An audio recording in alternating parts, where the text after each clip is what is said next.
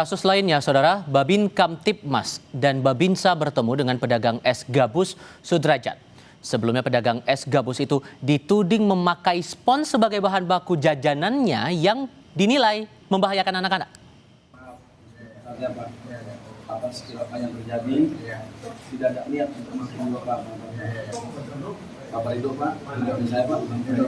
Insya Allah kedepannya Pak ya. Pertemuan kedua belah pihak berlangsung di sebuah masjid tak jauh dari kediaman Sudrajat di Bojonggede, Bogor, Jawa Barat.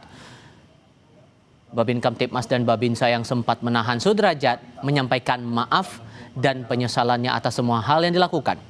Kedua belah pihak akhirnya berdamai dan saling memaafkan. Sudrajat, pedagang es gabus, sempat diamankan di Kemayoran. Dia dituding menjual es gabus menggunakan bahan berbahaya. Ia sempat mendapat perlakuan tak menyenangkan dari kedua oknum itu.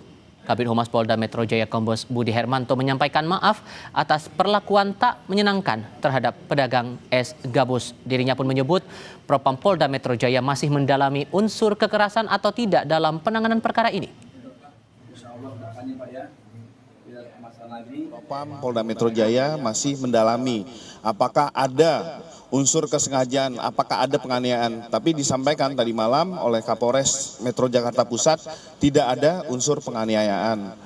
Tapi mungkin cara yang dilakukan oleh petugas tadi salah sehingga membuat suatu tindakan yang kontroversial.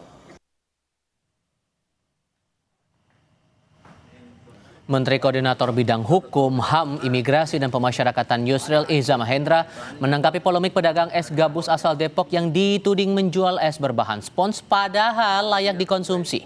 Menurut Yusril, jika aparat terbukti melakukan kesalahan, pasti akan ditindak sesuai dengan kesalahan yang bersangkutan. Ia juga meminta masyarakat tidak perlu khawatir karena petugas yang melakukan kesalahan dapat ditindak sesuai prosedur yang berlaku.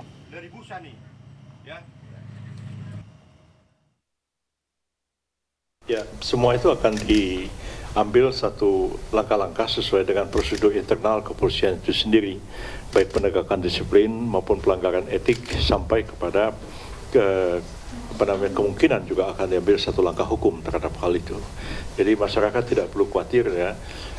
Anggota kepolisian bisa saja melakukan kesalahan dalam melaksanakan tugas, dan kalau mereka melakukan kesalahan tentu akan diambil satu tindakan, baik itu tindakan disiplin, tindakan etik maupun juga tindakan sesuai dengan peraturan hukum yang berlaku. Yang paling penting.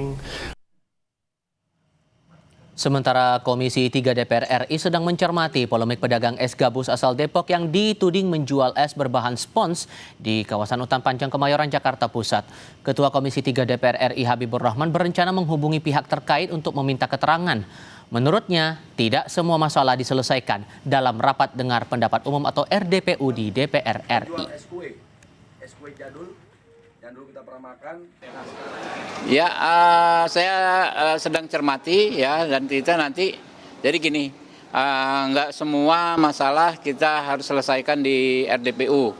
Ada juga yang bisa by phone aja ya. Insya Allah saya setelah kita pelajari sore ini saya akan hubungi kepolisian dan kejaksaan terkait lah ya. Yang jelas kita tidak ingin ya ada warga negara diperlakukan tidak adil. Oke?